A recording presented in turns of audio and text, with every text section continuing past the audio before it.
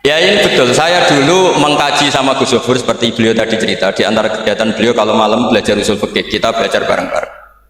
Di antara pendapat usul fikih yang menyenangkan kita itu adalah mubah itu wajib, dan itu saya kenang betul. Isma min mubahin ila wa yatahaqqaqu bihi tarku haramimma. Yatahaqqaqu bisukun tarku qati wa bisukun tarku qadar. Pasti Pak Amin tidak bisa hafal sebanyak ini, tidak bisa. Jadi dia itu pelarian karena ngapalkan nggak bisa, ya sudah gojlok saya. Tapi ya tetap tidak level lah, kira-kira gitu. Tidak level, jadi nggak level. Artinya begini ya, malam ini kita guyon nikmati suasana seperti ini dengan Gus Zofur, dengan Gus Saufal. Malam ini artinya kita ada dugem. Malam ini kita ada zina, ada dugem, tidak melihat hal yang maksiat. Jadi mubah itu tarkul haram. Tarkul haram wajib, meninggalkan haram itu wajib. Berarti fi'lul mubah juga wajib. Tapi mubah loh ya, bukan lepas kambing di musola.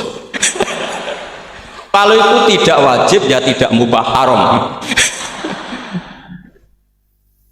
Tapi di pondok ada adat, kalau yang melakukan itu Gus itu makfu. Jadi kalau di bab najis ya najis makfu lah, itu kira-kira. Artinya khazanah kita cukup untuk menganalisis itu. Saya memang di antara murid yang sering mengkaji Mbah Mun secara fikih. Saya pernah bilang di rumah dinasnya Gus Yasin, bagaimana beliau tadi menyinggung, ketika Gus Yasin diduetkan dengan Pak Ganjar, ini menjadi fikih abadi bahwa ada fikih besar, yaitu ulama tidak ada tradisi atau tidak boleh ada tradisi berhadapan-hadapan dengan umarok. Kita sama-sama berduet untuk kelangsungan bangsa ini secara damai dan bermartabat. Jadi nggak penting menurut saya Gus Yasin wakil gubernur, apa Gus Yasin ketua DPR dulu, Kak Kamil ketua DPR, Gus Kamil. Yang menjadi penting bagi kita adalah fikih ini akan abadi. Itu juga ketika Gus Zofur sekolah sampai doktor, bahwa ulama Sa'alim Mbah Mun, Putra Mbah Zubair tidak anti dunia kampus. Jika Gus Zofur sekolah ya sampai doktor. Juga beliau tidak anti khusyuk, tadi kata Gus Iid, khusyuk yang dimaksud Yai bukan terus khusyuk, karena Yai sering menghentikan manis ada khusyuan zada jalan, terus ada orang kayak Gus Amin, dia nggak khusyuk supaya nggak dikatakan bodoh. Itu memang cara beliau melawan makalah itu. Kalau beliau khusyuk kan nanti zada apa? Jalan, maka pura-pura ada khusyuk, selain itu fakta terus ya sudah jadinya seperti itu. Saya itu sering meneliti fikihnya Mbah Mun, mulai yang tadi. Saya masih ingat ketika Yai mau ketemu Bu Mega ketika mau haji. Yai tindak Jumat, ketemu Bu Mega itu Sabtu, beliau terbang Ahad.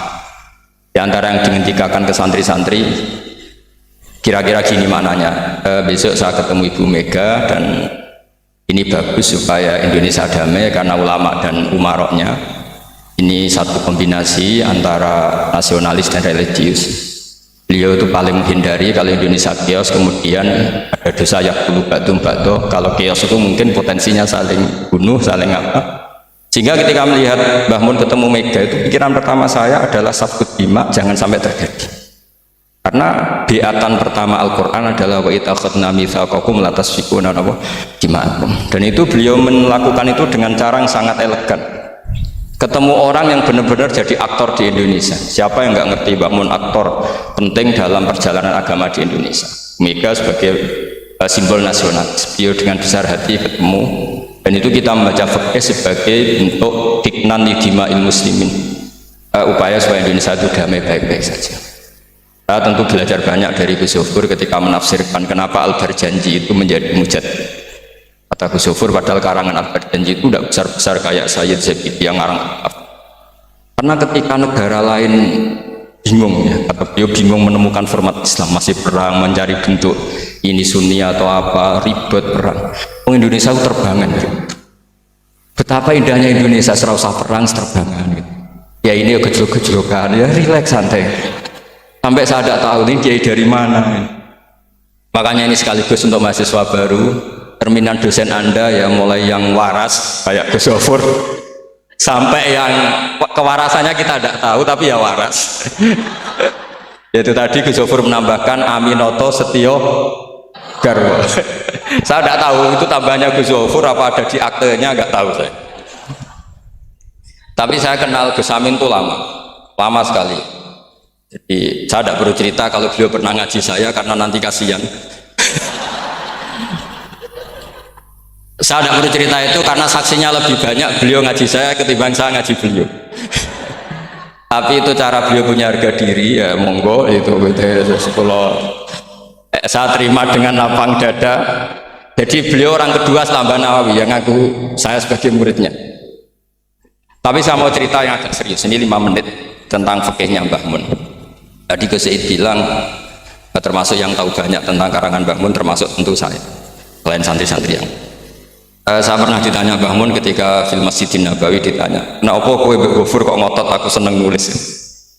Saya bilang nanti biar cucu-cucu jenengan masih melihat naskah-naskah jenengan. Iya kata beliau.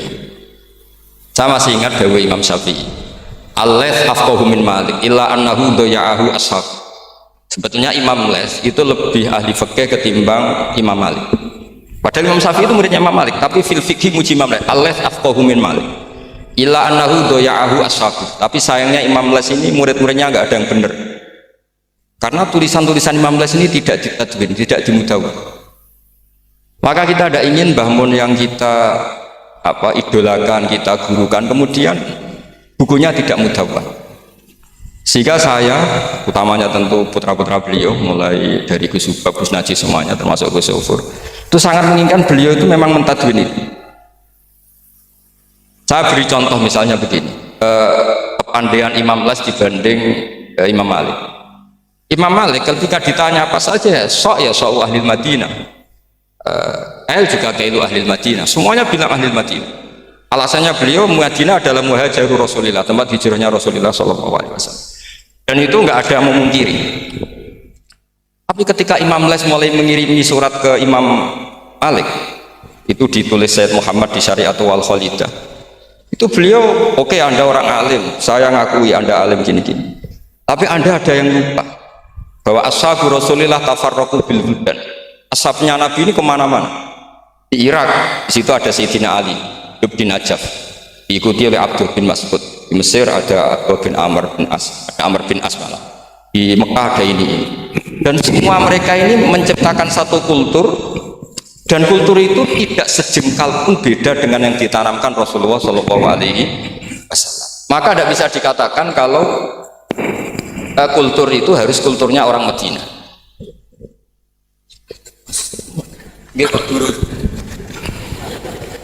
Ini naik pangkat ini, seorang guru melayani muridnya.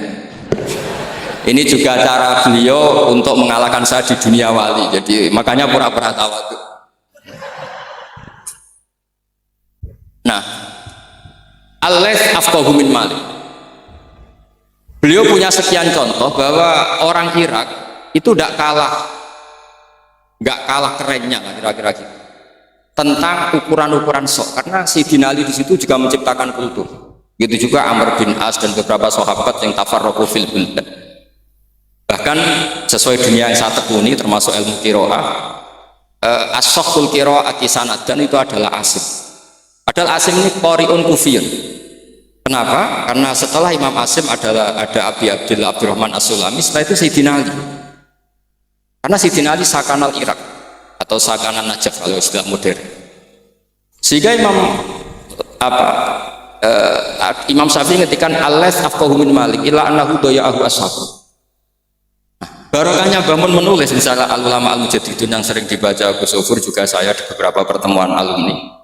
Itu Mbah Mun kelihatan sekali dari awal tuh akan bina siapa saja. Beliau cerita misalnya salasun min aslil iman. Beliau diantara hadis yang beliau pilih dari sekian makalah beliau dan itu dijadikan muqaddimah, wal jihad ma'akuli amirin baron kana ufajir wassalat khalfakuli muslimin ya baron kana ufajirun. Jadi beliau memilih berteman siapa saja, membina siapa saja itu amdan, bukan sahwa. Karena beliau adalah periwayat dan penulis hadis, tentu ya diriwayatkan Nabi Dawud, memang ditulis di situ. Sudahlah kita ikut berjuang ma'akuli amir. Jihad itu di konteks Indonesia tentu mempertahankan supaya sholat ini sesuatu yang indah. Kita tahu yang bikin masjid di mana-mana itu departemen keuangan bikin masjid, kepolisian bikin masjid, kabupaten bikin masjid, gubernuran bikin masjid. Itu kalau nunggu bisaronya Pak Amin dari sekte itu gak jadi masjid, yakin.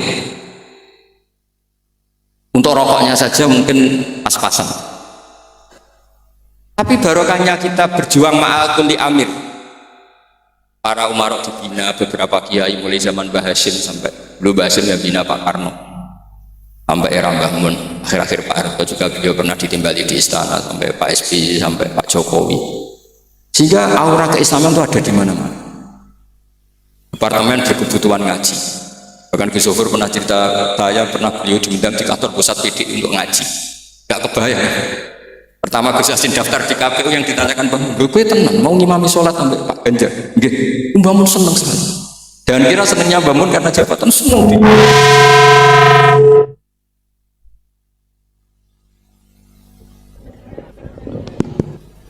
Jadi Mbah Mun ketika Gus Yassin cerita sholat tadi itu senang sekali. Senang sekali diceritani bahwa barokahnya Gus Yassin di Wetan itu ada dengan tanda petik, ada komunitas yang kayak sholat itu jadi ukuran. Saya meskipun nggak nangis di depan umum kayak Gus Amin tadi, saya juga heran kok bisa nangis. Itu saya heran betul, dan saya tetap husnudzon itu asli. Ya agak memaksakan husnudzon saya, tapi ya sudahlah saya husnudzon kalau itu asli. Itu saya sering nangisi fikihnya Mbah Mun. Di antaranya adalah saya pernah sejagongan sama Gus Hasib bin Wahab, termasuk pendiri Wahab. Saya cerita prestasi Mbah Hasyim, Gus Wahab, Bisri Sansuri, juga beberapa kiai Ahmad Siddiq, Wali Maksum, sampai cerita bahwa para kiai ini berhasil menciptakan satu entitas agama menjadi tolok ukur. Jadi barokahnya mereka berjuang secara tadrijan, secara gradualisme, secara proses. Sekarang itu calon bupati kok tidak sholat, itu tidak keren dan tidak dipilih. Gubernur kok terkenal nggak sholat itu pasti nggak dipilih. Artinya kiai ini berhasil, bahkan nilai-nilai politik pun harus bersama nilai-nilai apa? Agama. Pejabat kok ketahuan selingkuh itu habis.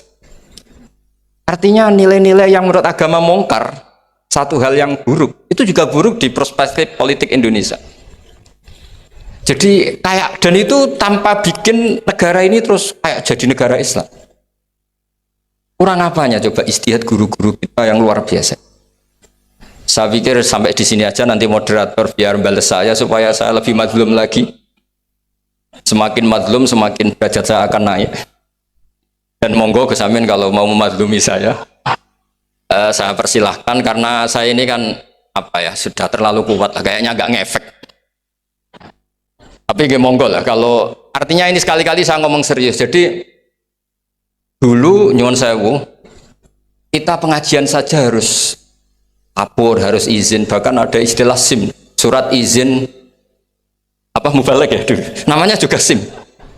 Ini abahnya Pak Rafiq itu ya temannya bapak saya. Masuk teman bodoh nih. Ini masyhur ini.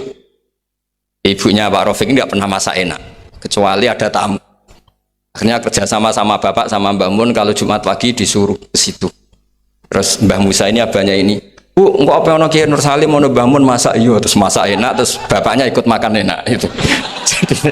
jadi Kiai dulu itu seni, sampai kepen mangan enak itu harus bodoni istri. Dan itu semoga bodoni yang wajib. Karena apa ya? Seneng itu wajib akhirnya. Makanya saya dengan Pak Rafiq ini ya mulai dulu ya kayak saudara, karena dulu Mbah Mun, bapak, Mbah Musa itu ya teman, termasuk kalau harus bodoni istri ya bodoni. Akhirnya ya tiap Jumat itu main ke situ. Karena itu dengan cara itu makanya enak, kalau enggak ya tempe terus gitu. Nah itu bisa ditiru. Bisa ditiru, jadi ya bagus lah itu kalau itu. Solutif dengan taksi.